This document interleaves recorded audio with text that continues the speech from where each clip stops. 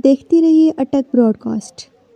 बिस्मिल्लाहिर्रहमानिर्रहीम। इस वक्त हम मौजूद हैं जी संजवाली गांव के साथ दरिया हरो के किनारे पे, जो कि एक तारीखी पुल है मलक हाकमीन का, जिसका जो बनाया था मलक हाकमीन ने। उस तारीखी पुल पे के नीचे दरिया हरो के किनारे पे मौजूद है। और यहाँ पर आज जो है ना लॉयर्स क्लर्क्स एसोसिएशन के जो ज़हीर अहमद ग्रुप के जो सदर मुंतखब हुए हैं असद महमूद, वो तमाम जो क्लर्क्स हैं उनको उनके एजाज़ में लंच का एहतमाम किया उन्होंने। तो इस हवाले से इनसे पूछते हैं कि ये जो सदर मुंतखब हुए हैं असद महमूद साहब, जो लॉयर्स क्लर्क एसोसिएशन के सदर मुंतखब हुए हैं, बड़ा ज़बरदस्त मुकाबला हुआ है और इन्होंने शिकस्त दी है अपने मुखालफिन को। इनसे पूछते हैं कि ये क्या कहते हैं इस बारे में। बिस्मिल्लाहिर्रहमानिर्रहीम जी, सबसे पहले मैं आपका बहुत शुक्रगुजार हूँ जो आप अपना कीमती वक्त सर्फ करके यहाँ पे तशरीफ़ लाए हैं। और दूसरी बात है, ये हमारे यूनियन की एक रवायत है जी, ज़हीर ग्रुप की जानिब से हम हमेशा कायम रखते हैं। और मैं अपने तमाम मेम्बरान का, वोटरान का, सपोर्टरान का और अपने जितने सीनियर हैं, जूनियर हैं, उनका इंतहाई मशकूर है एक दफ़ा फिर कि जिन्होंने मेरे साथ इतना तावन किया। और मुझ नाचीज़ को यहाँ पर मैं आपको बताता चलो, पहले भी बताया पहले इंटरव्यू में भी कि मुझे 3 दफ़ा इन्होंने सदर मुंतखब किया है। तो मेरी एज 35 ईयर्स है, तो मेरा जो यहाँ पर एक्सपीरियंस है वो 17 साल का है। लेकिन मुझे 3 दफ़ा सदर मुंतखब किया गया। मैं सबसे पंजाब में जूनियर सदर हूँ जो 3 दफ़ा मुंतखब हुआ हूँ।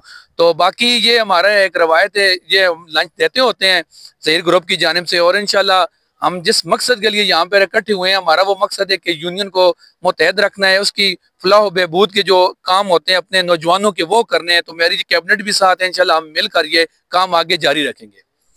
जी असद महमूद साहब, मैं आपसे पूछूंगा कि माजी में ये ज़हीर साहब भी लॉयर्स क्लर्क्स एसोसिएशन के सदर रहे हैं और उन्होंने भी बड़े अच्छे काम किए हैं अपनी क्लर्क्स एसोसिएशन के लिए, उन्होंने बड़े अच्छे खिदमात सर अंजाम दी हैं। तो आपके क्या प्लान है कि आप ये आप कह रहे हैं तीसरी दफ़ा सदर मुंतखब हुआ हूँ, तो आपके क्या प्लान है? आप क्लर्क्स के लिए क्या मतलब तरजीह बुनियादों पर क्या क्या इकदाम करेंगे? पहली बात तो ये है कि मैं जब 2020 में सदर रहा हूँ तो वहाँ पर कोरोना जैसी मूजी मार्ग में पूरा दुनिया मुब्तला थी, वहाँ हमारा पाकिस्तान भी मुब्तला था।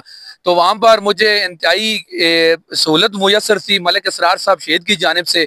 तो मैंने अपने क्लर्कों के लिए इंतहाई अहम काम किए हैं जो पस पर्दा रखना इसलिए ज़रूरी है कि किसी की ज़ात मजरूह ना हो, किसी की इज्जत नफ्स मजरूह ना हो। बाकी रह गया हमारी यूनियन की यहाँ पर मेरा पहला प्लान तो ये है कि हमारा मेडिकल की प्रॉब्लम आ रही है, हमारी मीटिंग चल रही है यहाँ पर एक बड़े अदारे से। वो हम इंशाल्लाह कोशिश करेंगे कि जो प्राइवेट मेडिकल होते हैं जहाँ पर बड़े बड़े टेस्ट वगैरह होते हैं वहाँ पर 50% हम डिस्काउंट की कोशिश करें। सेकेंडली, हमारा यहाँ पर पेंडिंग आ रहे हैं मामलात क्लर्क के जो वो हैं कमरे के हैं, वो हम करने की कोशिश करेंगे।